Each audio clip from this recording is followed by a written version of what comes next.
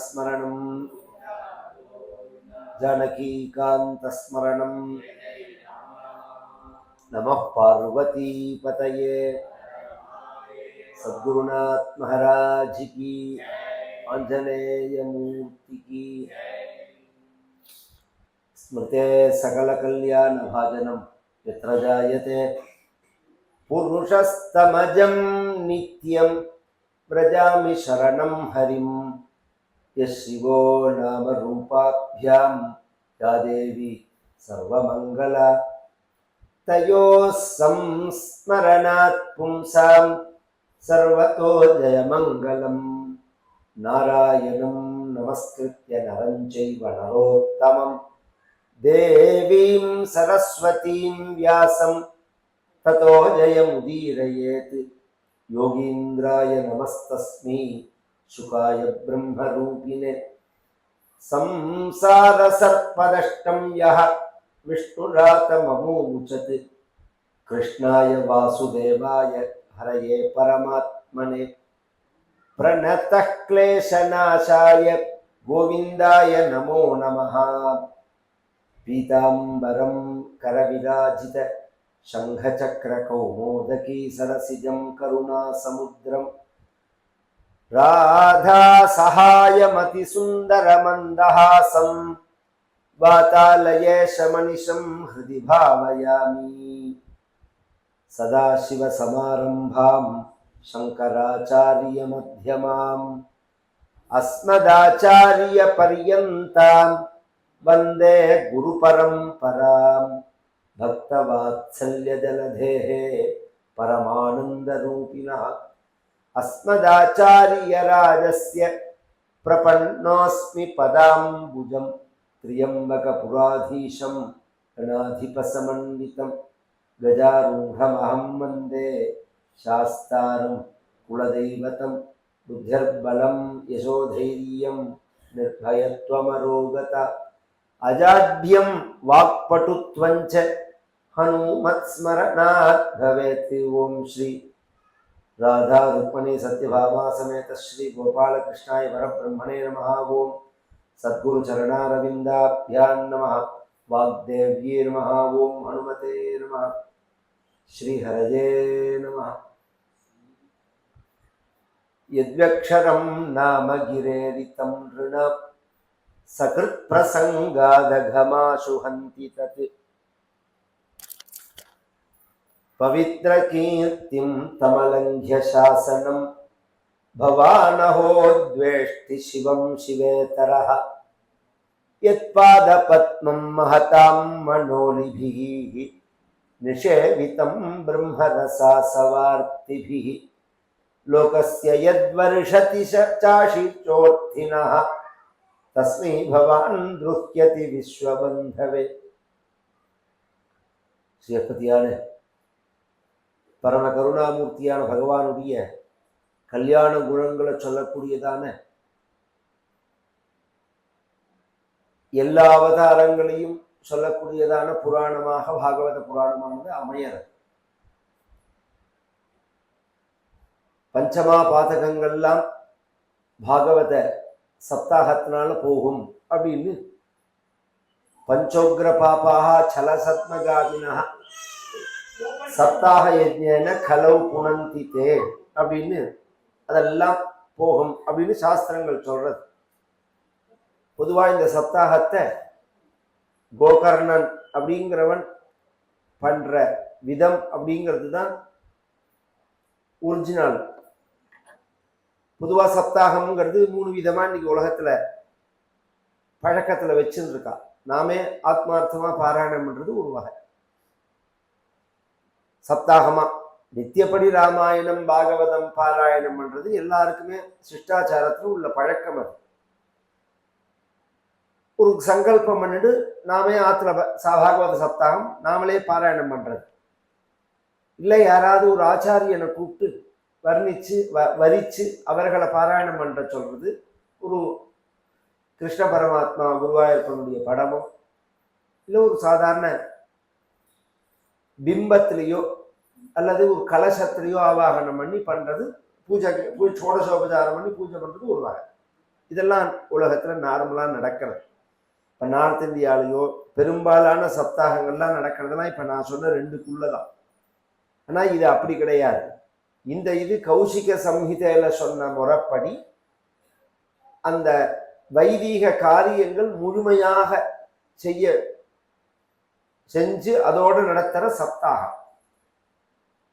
கலசங்கள்ல கோபாலகிருஷ்ண பிரதிமை, சிம்ம பிரதிமை, அது மேல பாகவதம், கண்ணுக்குட்டியோட கூடின காமதேனு, அங்கவைகல்ய தோஷ நிவர்த்திக்காக நவகிரக மண்டலம், ஷோடச மாதிருகணங்களுடைய மண்டலம், சப்த சிரஞ்சீவிகள், 32 அத்ரியாதி மகர்ஷிகளுடைய ஆவாகனம், ஷோடச உத்தவாதி பக்தர்களுடைய ஆவாகனம், அஷ்டதிக் பாலகர்களோடது. இதை யதாவிதியா புருஷ சூக்த விதானத்தினால பூஜை பண்ணணும். அனுஜ்ஞ கிரகப்பிரீத்தி, கணபதி பூஜை, கிரகப்பிரீத்தி, நாந்தி ஸ்ரார்த்தம், வைஷ்ணவ ஸ்ரார்த்தம், கோதானம், இதெல்லாம் முதல் நாள் அன்னைக்கு. அதுலேருந்து சப்தாக பூர்த்தி பர்யந்தம் நியமத்தோட இருக்கணும். சப்தாக பூர்த்தி அன்னைக்கு துவாதசாட்சரி மந்திர ஹோமம், காயத்ரி மந்திர ஹோமம், 12 பிராமணால துவாதச ஸ்ரோத்ரியால்னு கேசவா, நாராயணா, மாதவா, கோவிந்தா, விஷ்ணு, மதுசூதனா, திரிவிக்ரமா, வாமனா, ஸ்ரீதரா, ரிஷிகேசா, பத்மநாபா, தாமோதரா, இதை 2 விதத்துல சொல்லுவா. இதுக்கு வைஷ்ணவ ஸ்ரார்த்தம்னு பேர். இப்ப நாந்தி ஸ்ரார்த்தம் பண்றமத்தில அது மாதிரி இதுக்கு வைஷ்ணவ ஸ்ரார்த்தம்னு பேர். இதுவும் பண்ணணும். சாஸ்திரங்கள்ல பெரிய பாபங்களை போக்கிக்கிறதுக்கு சகசிர போஜனம்னு விதிச்சது. 1000 பேரை கூப்பிட்டு சாப்பாடு போடணும் அப்படின்னு சாஸ்திரம் சொல்றது. அதுவா 108 பேரை போடணும். இன்னைக்கு உள்ள ஜெனரேஷனுக்கு அது பார்த்துருக்க மாட்டா. கொஞ்சம் 60 வயசுக்கு மேல உள்ளவா நான் சொல்றதை பார்த்துருப்பா. ஏகாதசி முடிஞ்சு மறுநாள் காத்தால நம்ம பாட்டி எறும்பு புத்து எங்க இருக்குன்னு தேடின்னு போவா. எறும்பு புத்துலவே ஒருபடி அரிசி போட்டுட்டு வருவா. கவனிச்செல்லாம் தெரியும். அந்த காலத்துல 1000 பேருக்கு சாப்பாடு போடணும். அது எங்க போய் தேடுறது? 1000 எறும்பு சாப்பிட்டோங்கிறதுக்காக. அது மாதிரி மீனுக்கு போடுவா. இதெல்லாம் தர்ம சூக்ஷ்மம்னு பேர். 1000 பேருக்கு சாப்பாடு தானே. மனுஷியான்னு சொல்லியிருக்கா என்ன? அப்படி இல்லையே. 1000 ஜீவன் சாப்பிடணும்னு இருக்கு. அதை வரிச்சு பண்றதும் உண்டு. விஸ்வம் விஷ்ணு வழக்காரகான்னு சொல்லி பண்றதும் உண்டு. அது ரொம்ப உயர்ந்த பெரிய பாப நிவர்த்தியா சொல்லியிருக்கு. அதை நம்மளால முறையா பண்ணப்படுறது கஷ்டம். அது தத்ஸ்தானே துவாதச ஸ்ரோத்ரிய போஜனம். 12 பேரை வச்சு பண்ணினாலும் சகசிர போஜனம் பண்ணிருப்பாங்க. அவளை வரிச்சு அவளுக்கு உட்காத்தி வச்சு போஜனம் பண்றதுங்க. இந்த விதிகளோட நடந்து அவபிரத ஸ்நானங்கள்லாம் பண்ணி, ஏன்னா இத்தனை ஒரு வைதீகமா நாம பண்ணணும் அப்படிங்கிறது அதுக்கு ஒரு இடம் தேவைப்படுறதுங்கிறதுக்காக தான் நம்ம குருநாதருடைய சங்கல்பத்துல நாம இங்க வந்தது. பாரத தேசம் முழுக்க எங்கேயோ போயிருக்கோம், எத்தனையோ இடங்களை சப்தாகம் பண்ணியிருக்கோம். நாளுக்கு நாள் நம்ம கவனிக்கிறது ஒரு 90ல 92ல நான் சப்தாகம் பண்ணினதுக்கும் 22ல சப்தாகம் பண்ணுறதுக்கும் வித்தியாசம் தெரியறது எனக்கு. ஆச்சாரம் கிடையாது, அதான் ப்ராப்ளமே. ஸ்தல சுத்தி கிடையாது. எல்லாம் ஃப்ளாட் டாப் எடுத்து ஃப்ளாட் சிஸ்டத்துல எந்த அளவுக்கு நம்ம ஆச்சாரத்தை ஃபாலோ பண்ண முடியும்னு சொல்லுங்க. பவிட்டா ஸ்திரீயும் அங்கதான் இருப்பா, இவளும் அங்கதான் இருப்பா.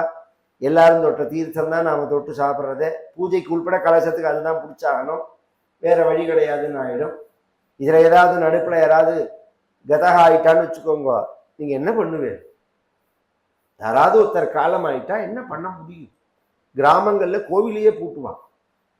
இன்னைக்கு அவாவா சமைச்சு சாப்பிட்றா, ஒன்றும் பண்ண முடியாது. ஏன்னா பையன் அமெரிக்கால இருக்கான், வரத்துக்கு 3 நாள் ஆயிடணும்னு ஐஸ் பாட்டில் வச்சுடுறா. இதெல்லாம் இன்னைக்கு சொன்னா தெரியாது. மெட்ராஸ்லாம் அந்த ஒரு அனுபவம் வந்தது. எங்க அப்பா நாங்கள்லாம் ஃபஸ்ட்டு மெட்ராஸ் போகிறது ரங்காச்சாரி ரோடுன்னு இருக்கு, மயிலாப்பூர். அதில் தான் வீடு வாங்கின்னு போனோம், ஒரு ஃப்ளாட்டு. அப்போல்லாம் இவ்வளோ பிரச்சனை எப்படி இருக்கும்னா அந்த அந்த லைஃப் ஸ்டைல் எப்படின்னு தெரியாதனும். ஒரு 4 மாதத்துல ஒரு பாட்டி காலம் ஆகிட்டா பையன் வரதுக்கு 2 நாள் ஆகும்ட்டா அந்த ஃப்ளோர்லேயே இருக்கான்னா உங்களுக்கு தூக்கி வாரி போடுறது இப்படிலாம் உண்டான்னு உடனே வீட்டை காலி பண்ணிட்டு நாங்கள் கிளம்பி குரோம்பேட்டை வந்துட்டோம். அதுக்கப்புறம் தான் சரி நமக்கு ஃப்ளாட்ல என்ன இத்தனை ப்ராப்ளங்கள்லாம் இருக்கு போல இருக்கு அப்படிங்கிறது புரிஞ்சுது. இப்போ நான் தோஷம்னு சொல்லலை, நான் என்ன சொல்கிறேன், அவா போய் முடிஞ்சா வேலைக்கு போகிறோம் சாப்பிட்றோம் இதுதான் காரியம்ங்கிற வாழ்க்கை இதெல்லாம் ஒரு பெரிய விஷயமா தெரியாது. ஒரு பூஜை புனஸ்காரம் ஜபம் பாராயணம் வைதிக காரியங்களை நாம ஒரு விசேஷ நாள்ல அனுஷ்டானம் பண்றதே தான் இதுல எத்தனை நிர்பந்தம் இருக்குங்கிறது புரியும். இதுல எவ்வளவு பிரச்சனை இருக்குங்க. இதுக்கெல்லாம் லோபம் வராத ஒரு ஐடியா பண்ணணும் தீர்மானம் பண்றதே தான் பகவான் இந்த ஜெகத் கல்யாண் வித்யாசிரமம் பிரவச்சன பாடசாலை இங்க நமக்கு ஒரு சௌகரியத்தை பகவான் ஏற்படுத்தி கொடுத்தார். ஒரு சப்தாகம் பண்ணணும்னு ஆசைப்படுறவா இங்க வந்து பண்ணலாம். அதுக்காக சொல்ல வரேன். வைதீகமா எல்லாருக்கும் இந்த வாடகைக்கு விடுற மாதிரிலாம் இடம் கிடையாது. அது மாதிரி சட்டத்துக்கு பூர்த்தி சதாபிஷேகத்துக்கெல்லாம் மண்டபம் கட்டி வாடகைக்கு விடுறதுல அது மாதிரி சொல்லலை. இதெல்லாம் ஒரு வைதீகமா சப்தாகம் பண்ணணும் அப்படின்னு ஆசைப்படுறது க்ஷேத்திரம் உபய காவேரி மத்தியம் ரங்கநாதருடைய சரணாரவிந்தம். இது ஒரு கேட்கறவா வேணா இல்லாம இருக்கலாம் பார்க்கலாம் அப்படிலாம் தோணலாமே தவிர இது அதிருஷ்டமானது இல்லையா, கண்ணுக்கு தெரியாத விஷயம் இல்லையா, சத்திய பலன். இதுக்கு ஒரு சின்ன உதாரணம் சொல்லுவேன் எப்போதுமே. நான் யார்த்தையுமே நான் பரிகாரம் பண்ணி வச்சாலே இந்த பரிகாரம் சரியா நடந்ததா இல்லையான்னு உங்களுக்கு ஒரு டெஸ்ட் சொல்றேன். யார்கிட்டையாவது போய் கேரளாவில் பிரஷ்னம் போடுவோம். பிரஷ்னம்னு என்ன சொல்லி போடணும்னா, இப்ப நான் ஒரு பூஜை பண்ணினேன் அது சரியா நடந்துதான்னு கேளுங்க. வேற எதுவுமே அவள்கிட்ட சொல்ல வேண்டாம். எங்க பண்ணினேன், என்ன பூஜை, யாரை வச்சுன்னு பண்ணினேன், எதுவுமே சொல்ல வேண்டாம். நான் பண்ணினேனே இந்த பூஜை சரியா நடந்தது. எனக்கு தெரிஞ்சு 100% இது பிறகு கரெக்டா தான் வந்துருக்கு. அதுல லோகம் வந்ததே கிடையாது. அவளே பிரமிச்சு போவா, நன்னா நடந்திருக்கே சுத்தமா நடந்திருக்கேன்னு சொன்னவாள்லாம் இருக்கு. அந்த ரெக்கார்டெல்லாம் காமிச்சிருக்காங்க. எங்க பண்ணினேன் அவ்வளோ சாநித்தியமா இருக்கே அப்படின்னு பிரச்சனத்துல தெரியும். அது இந்த பிரச்சனைங்கிறது இந்த பேப்பர்ல அட்வர்டைஸ் பண்ணிட்டு ஃப்ராடு பண்ற மாதிரி இருக்கும். அவன்கிட்ட பார்க்க கூடாது. அதுக்குன்னே உள்ள பணிக்கர் பரம்பரையா உள்ள வாழ்கிட்ட பார்க்கணும். அப்பதான் நான் சொல்றது புரியும். அது இந்த காரியங்கள் அதிருஷ்டமானது. இந்த சப்தாகம் அப்படிங்கிறது பிதிருதோஷங்களை பிரேத சாபங்களை எல்லாத்தையும் நிவர்த்தி பண்ணக்கூடியது, மோட்சத்தை கொடுக்கக்கூடியது. அப்பேற்பட்ட பவித்திரமான சப்தாகம் ஈஸ்வரானுகிரகத்தினால இங்க நடக்கிறது அப்படிங்கிறதுக்காக சொல்றேன். பரீட்சை சக்கரவர்த்தி பிராமண சாபத்தை அடைஞ்சு கங்கை கரைக்கு வரான். எல்லார் சரணத்திலையும் நமஸ்காரம் பண்ணி, சுகாச்சாரியால் சரணத்திலையும் நமஸ்காரம் பண்ணி, 7 நாள் என்னுடைய வாழ்க்கை அதுக்கு, நான் மோட்சத்தை அடையணும்னா என்ன பண்ணணும்னு கேட்டான். 7 நாளையே விட்டுடுவோம். இந்த ஜென்மாவில் நாம மோட்சத்தை அடையணும்னா என்ன பண்ணணுங்கிற கேள்வியே எத்தனை பேருக்கு வருது? மோட்சத்தை அடையணுங்கிற ஆசையே எத்தனை பேருக்கு இருக்கு? விவேக சூடாமணியில் ஆச்சாரியால் சொன்னால், துர்லபம் திரயமே வைத்தது தெய்வானுகிரக ஹேதுகம் மனுஷ்யத்துவம் முமுட்சுத்துவம் மகாபுருஷ சம்ஸ்ரயா அப்படிங்கிறார். இந்த 3 ஈஸ்வரானுகிரகத்தினால கிடைக்கணும். நம்ம சாமர்த்தியத்தினால தலகேனாலும் இதை அடைய முடியாது. துர்லபம் திரயமே வைத்தது தெய்வ அனுகிரக ஹேதுக்கம். அது என்னன்னா மனுஷ்யத்துவம், மனிதனா பிறக்கிறது. நாம நினைச்சதுக்காக இன்னதான் நாம பிறந்துட முடியுமா? அப்படிலாம் முடியாது. நம்ம கையில கிடையாது பிறப்புங்கிறது. முமுட்சுத்துவம், ஒரு கால் மனுஷனா பிறந்தாலும் மோட்சத்தை அடையணுங்கிற இச்சை, ஞானத்தை அடையணுங்கிற இச்சை அது அவ்வளோ சுலபமா வந்துடாது. எத்தனையோ சதாச்சாரத்தோட இருப்பா, நிறைய வேதாத்தியனமோ தபஸோ இத்தியாதி காரியங்கள்லாம் பண்ணிட்டு இருப்பா. இந்த எண்ணம் இருக்காது அவளுக்கு. கவனிச்செல்லாம் வைதீகத்துல ஸ்ரத்த இருக்கும், தர்மத்துல நம்பிக்கை இருக்கும். ஆச்சாரியாளுடைய அவதாரத்திலேயே அதுதான் இருக்கு. மண்டல மிஸ்ரர்லாம் அப்படித்தானே. எல்லாருமே அவ வந்து கர்மாவில ஸ்ரத்தையா பண்ணினா. ஈஸ்வரத்தை விசுவாசம் அவளுக்கு கிடையாது. கர்மாவே பலனை கொடுக்கும்னா அவ தெய்வம்னோ தேவதைகள்னோ லோகாந்தரம்னோ அப்படி ஒண்ணு கிடையாது அப்படிங்கிறது தான் அவளுடைய விஷயம். எப்படி நாம சமைக்கிறதுக்கு சாப்பிட்றதுக்கு சமையல் பண்ற மாதிரி, தானியங்களுக்கு விவசாயம் பண்ற மாதிரி, வாழ்க்கை நன்னா இருக்கிறதுக்கு இந்த காரியம் பண்ணணும். அப்படின்னு சொல்லிட்டு முடிச்சுட்டாவா. ஆச்சாரியால் கேட்கிறார், கர்மா பண்ணணும், சௌக்கியமா இருக்கணும், இதுதானே கான்செப்ட். அவளை பார்த்து கேட்கிறாள் ஆச்சாரியா, கர்மாங்கிறது நீ பண்ற, சௌக்கியம்ங்கிறது அதனுடைய பலனா இருக்கு. நீ கர்மா பண்ணா உன்னை சௌக்கியமா வைக்கிறது யாருன்னு கேட்டார். இல்ல நீ பண்ற கர்மாவுக்கு பலதாத்தா யாருன்னா, கர்மாவே பலனை கொடுக்கறது தான் இந்த கேள்வி. அது ஜடம், அது பலனை கொடுக்காது.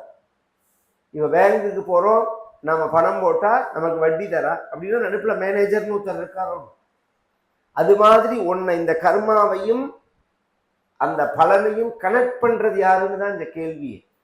அதுதான் தெய்வம்னு நாம சொல்றோம். அந்த சித்தாந்தத்துல வாழ்ந்தவர்கள் பெரும்பாலும் அப்படிதான் இருக்கார்கள் ஜனங்கள்.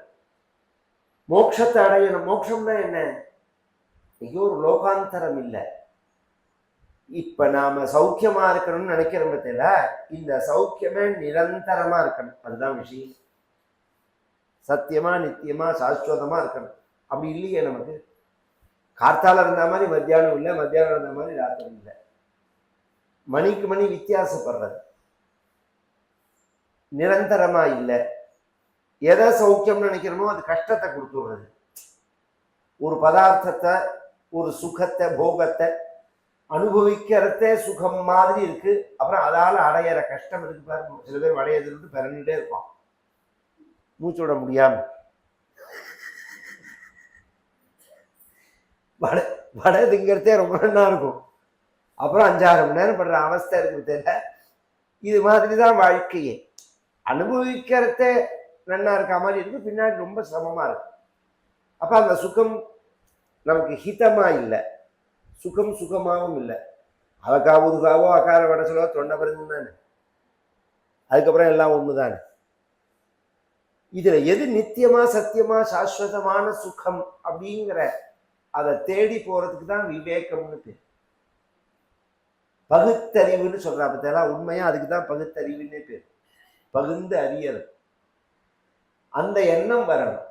நீ கேட்ட கேள்வி ரொம்ப உயர்ந்த கேள்வி. மனுஷனா பிறந்த யாருமே இப்படி கேட்டதே கிடையாது.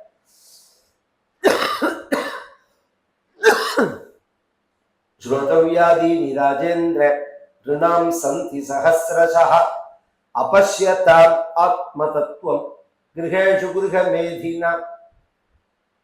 வாழ்க்கையில அதை பத்தின சிந்தனையே இல்லாம வாழறவா தான் ஜாஸ்தி. சாப்பிடணும், தூங்கணும், குழந்தை எடுத்துக்கணும்,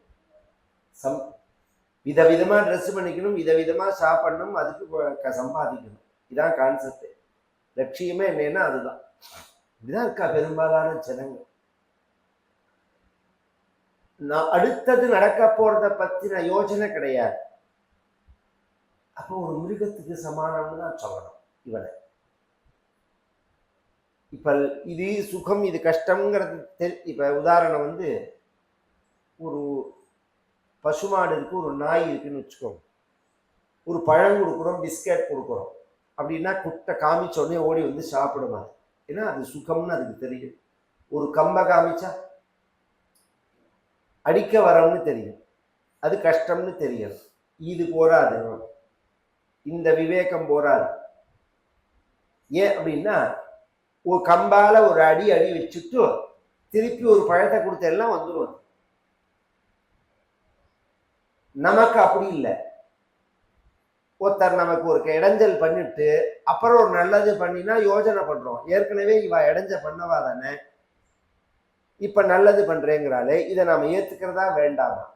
இது லௌகீக காரியத்துல இந்த புத்தி இருந்தா போறாது. இப்ப சொன்ன பாருங்க, வடை சாப்பிட்றதுல இருக்கணும். இது ஏற்கனவே நாம சாப்பிட்ட போது நமக்கு ஒத்துக்கல்லையே, இதை நாம திருப்பி தொடலாமா அப்படிங்கிறது இருக்கு. இதுக்குதான் இது மாதிரி வாழ்க்கையில வடையிலும் உதாரணத்துக்கு சொன்னேன். வாழ்க்கையில ஒன்னொன்னி யோஜனை பண்ணி விளக்கிறதுக்கு தான் விவேகம்னு பேர். அந்திம காலம்ங்கிறது சத்தியம், மரணம்ங்கிறது நிச்சயம். திரும்பி நாம பிறக்காம இருக்கிறதுக்கு நாம என்ன பண்ணணுங்கிறத பத்தி யோஜனை பண்ணினா புரியல. சாஸ்திரங்கள்லாம் அதை தான் சொல்றது, ஆனா நமக்கு புரியல. திருடமான நிச்சயம் இல்லை. எல்லாருமே அதுல ரொம்ப குழம்பி இருக்கா. ஏன்னா எல்லா சாஸ்திரமுமே நமக்கு வழிகாட்டுறதாக இருந்தாலும் நாம் ஒரு ஜென்மாவில் அதை அடைய முடியாதுன்னு சொல்றது. அதுதான் இந்த ப்ராப்ளம். பகூனாம் ஜென்மனாமந்தே ஞானவான்மான் பிரபத்தியதே அநேக ஜென்ம சம்சித்தா ததோயாதி பராங்கதிம் அப்படின்னு இருக்கு. ரெண்டு இடத்துல ஞான மார்க்கத்துல போனாலும் சரி, கர்ம மார்க்கத்துல போனாலும் சரி, யோகாபியாசம் மார்க்கங்கள் போனாலும் சரி, ஒரு ஜென்மாவில் இதை அடைய முடியாது, பல ஜென்மாக்கள் ஆகலாம் அப்படின்னு சொல்றாங்க. இந்த ஒரு ஜென்மாவே இத்தனை பாடா இருக்கு. பல ஜென்மாக்கள்ங்கிறது என்ன, அடுத்த ஜென்மா எந்த சூழ்நிலை, என்ன சுச்சுவேஷன், என்ன மாதிரி நிலையில நாம பிறப்போம்னு நமக்கு எப்படி தெரியும்? ஏன்னா என்ன கர்மா பண்ணியிருக்கோம்னு தெரியாது. அப்படிங்கிறது நாம மோட்சத்தை அடையணும்னா, இந்த ஜென்மாவிலேயே அடையணும்னா என்ன வழி அப்படிங்கிற கேள்விக்கு தான் பாகவதம் வழியை சொல்றேன். யாருமே மோட்சத்தை அடையறதுக்கு வழி அந்திம காலத்துல பகவானை ஸ்மரிக்கிறது தான்.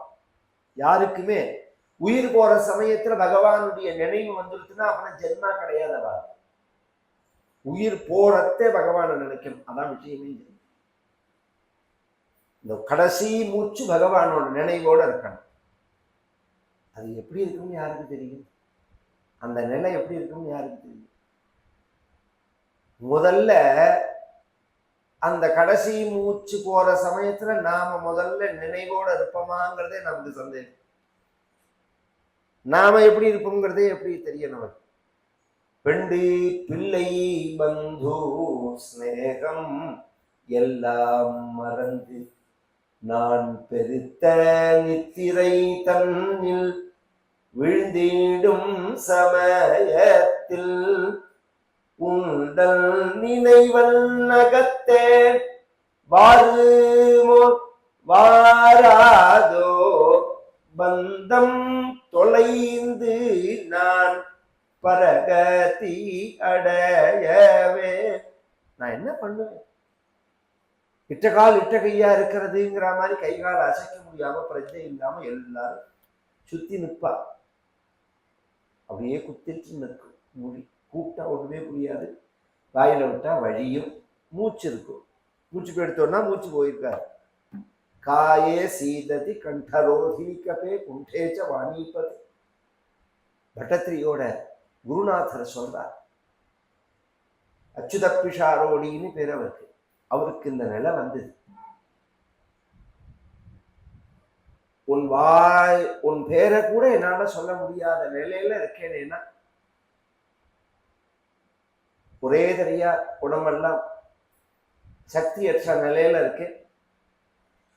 கபம் வந்து நெஞ்சையை அடக்கிறதே. அதனால நீ எனக்கு ஒரு கிருபா பண்ணணும். ஆகத்திய ஸ்வயமேவன கருணையா காத்தியாயனி காமுகா கர்ணே வர்ணயதாத் பவார்ணவ பய உத்தாரகம் தாரகம். பரமேஸ்வரனை கூப்பிடுறார். நீ வந்து என் காதுல தாரக நாமாவை சொல்லணும். தாரகம்னு பிரணவத்துக்கும் பெயர், தாரகம்னு சிவநாமாவுக்கும் பெயர், தாரகம்னு ராமநாமாவுக்கும் பெயர். முதல்ல ஒரிஜினலா தாரகம்னா பிரணவம் தான், அப்புறம் ராமநாமா சிவநாமா இதெல்லாம் குறிக்கும். அதனாலதான் நாம வந்து கர்ண மந்திரம் சொல்லும் போது இன்னைக்கும் ஓம் ராம ராம ராம ராமா சிவ சிவ சிவா அப்படின்னு சொல்லும்போது வாத்தியார் ஓம்ங்கிறது பிரதான மந்திரம். இந்த மாதிரி ஜீவ வியோக காலத்துல பகவானுடைய நினைவு நமக்கு வருமாங்கிற சந்தேகம் எப்ப வரதோ அப்ப இன்னொரு பட்சம் இருக்கு. என்ன பட்சம்னா, என்னால உன்னை நினைப்பேன்னு சொல்ல முடியாது, நீ வந்து உன் நினைவை எனக்கு கொடுத்துரும் அப்படின்னு பகவான்கிட்ட பிரார்த்திச்சுக்கிறது. பகவான் கொடுப்பானா? பகவானே சொல்றான், அது மாதிரி யார் என்கிட்ட பொறுப்பை ஒப்படைச்சிருக்காளோ அவளுக்கு நான் கொடுப்பேங்கிறான் பகவான். வராக அவதாரத்துல பூமி தேவிட்ட பகவான் சொல்ற அபயப்பிரதான ஸ்லோகம் இது.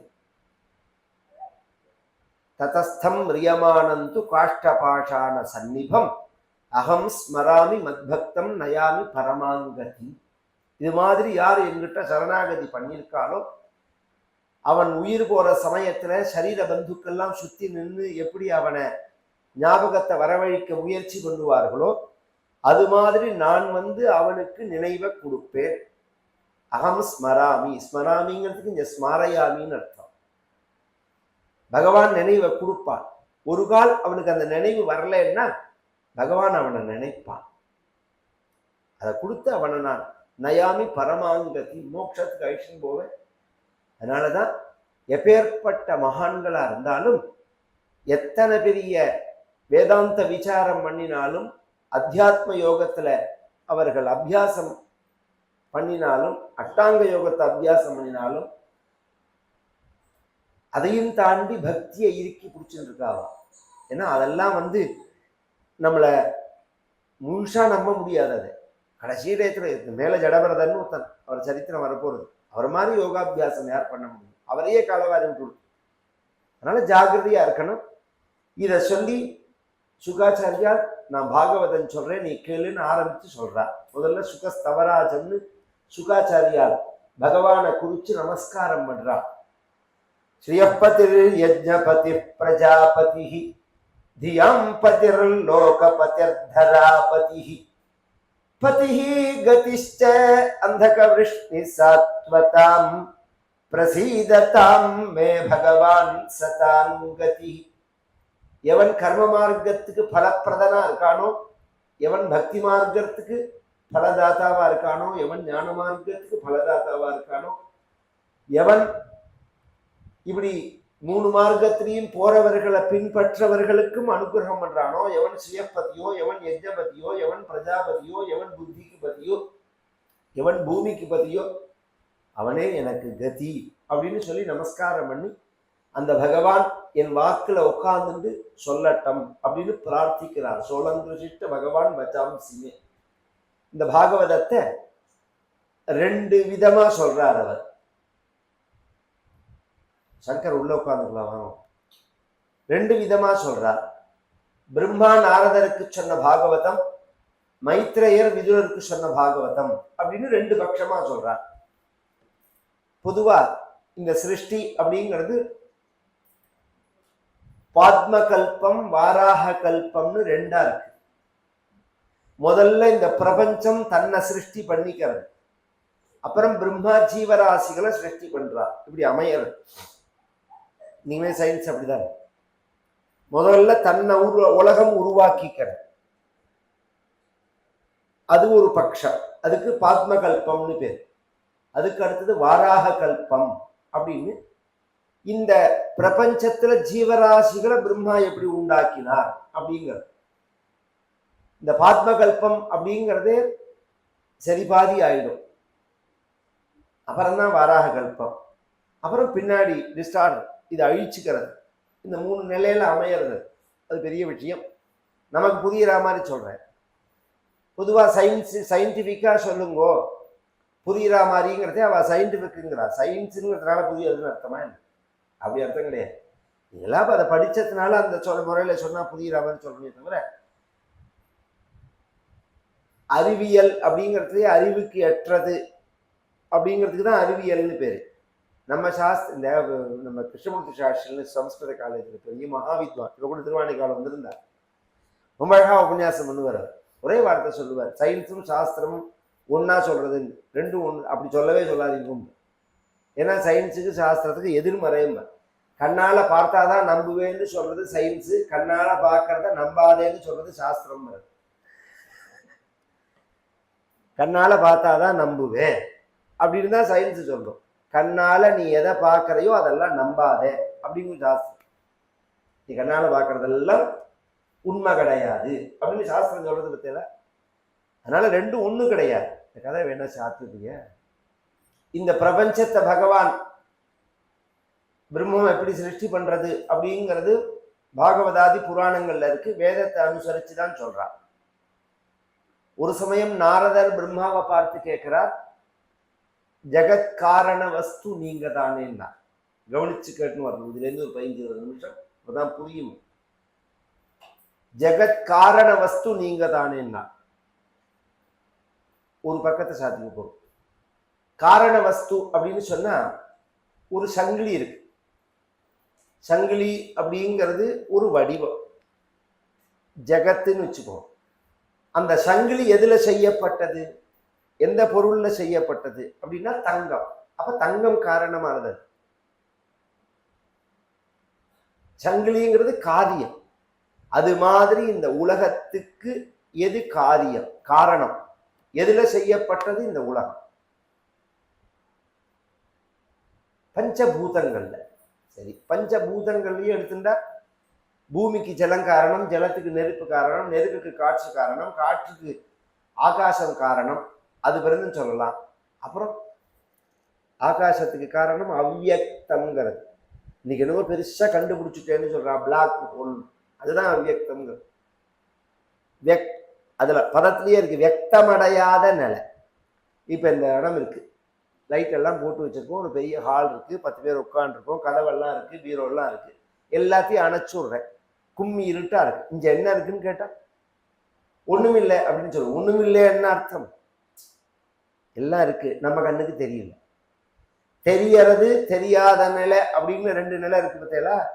தெரியற நிலை பிரபஞ்சம், தெரியாத நிலை அவ்வியக்தம். இதுதான் அடிப்படை. அதுக்கு மூலம் ஒண்ணு இருக்கு, அந்த அவ்வியக்தத்துக்கு மூலம் இருக்கு ஒண்ணு, பரமாத்மா. அவ்வியக்தத்துக்கு மூலம் எது? பரமாத்மான்னு சாஸ்திரங்கள் சொல்றது. பரமாத்மாவோடு நிற்கிறது. பகவான் ஒருவனே, பரமாத்மா ஒருவனே இருந்தார், யோக நித்திரையில இருந்தார். இந்த பிரபஞ்சத்தை சிருஷ்டி பகவான் யோக நித்திரையிலிருந்து விழித்திருந்தார். யோக நித்திரையிலேயே இருக்கிற நிலைதான் பள்ளி கொண்ட பெருமாள்ங்கிறது.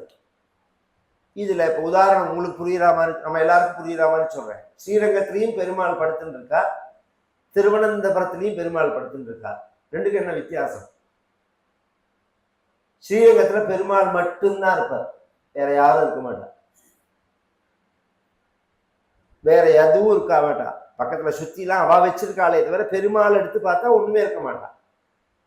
திருவனந்தபுரத்துல பார்த்தேன்னா பெருமாள் குளிச்சுட்டு இருப்பாள், தொப்புள்ள தாமரை இருக்கும், பிரம்மா இருப்பார், சிவலிங்கம் இருக்கும், பக்கத்துல மகாலட்சுமி இருப்பாள். சிருஷ்டி ஆகார நிலை இது. சிருஷ்டி ஆறத்துக்கு முன்னாடி உள்ள நிலை. சிருஷ்டி ஆறத்துக்கு முன்னாடி சயேகா பரமாத்மா ஒருவனே இருந்தான். இந்த பிரபஞ்சத்தை சிருஷ்டி பண்ணணும் அப்படின்னு பகவான் சங்கல்பிச்சான். இவர் புள்ளன்னு பெருசா வருகிறார். இந்த பிரபஞ்சத்தை சிருஷ்டி பண்ணணும் அப்படின்னு பகவான் சங்கல்பிக்கிறான். சோகாமயதா பகுஸ்யாம் பிரஜா ஏஜேதி சதபோதப்யதா அப்படின்னு. அப்ப அவர்கிட்ட வெளிப்படுற அந்த சக்தி இருக்கு, அந்த சக்திக்கு தான் அவ்வியக்தம், மாய, பிரகிருதி அப்படின்னு பெயர். அதுல இருந்து ஆகாசம் வர்றது. பொதுவா பரமாத்மா அவர்கிட்ட வெளியில வந்தது பிரகிருதி, அவர்கிட்ட அதுக்கு அடுத்தது பிரகிருத்திலேருந்து வந்தது மகத்து, மகத்திலேருந்து வந்தது அகங்காரம், அகங்காரத்திலேருந்து வந்தது மனசு. முதல்ல பகவான், அதை அவர் தனி வச்சிருங்கோ, இதுல சேராது. பிரகிருதி இயற்கை, அதுக்கப்புறம் அறிவு, பேசிக்கான நாலெட்ஜ். அறிவுன்னா உங்க அறிவு எங்க அறிவுலாம் இல்லை, நிறைய வருது அறிவு. அதுக்கு அடுத்தது அகங்காரம். முதல்ல நாலெட்ஜ், அதுக்கப்புறம் நான்கிற எண்ணம். இந்த நான்கரத்தை தான் இது எல்லாத்துக்கும் அஸ்திவாரமா அமையிறது. நான் பார்த்தேன், நான் கேட்டேன் அப்படிங்கிறத அப்பதான் பிரியறது. நான் ஒண்ணு, அந்த உணர்ச்சி இல்லைன்னா பிரபஞ்சம் வேற இது வேறன்னு பிரியாது, அப்பதான் பிரியறது. அதுக்கு அடுத்தது மனசு, இது 4.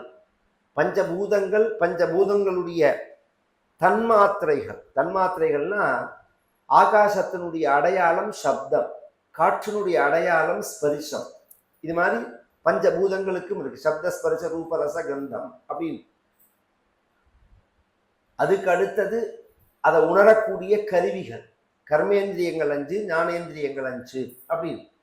பஞ்சபூதங்கள், பஞ்ச தன்மாத்திரைகள், கர்மேந்திரியங்கள் 5, ஞானேந்திரியங்கள் 5, 20, மனசு 1, 21, அகங்காரம் 1, 22, புத்தி 23, பிரகிருதி 24. இது பகவான் பிரம் படைச்சது.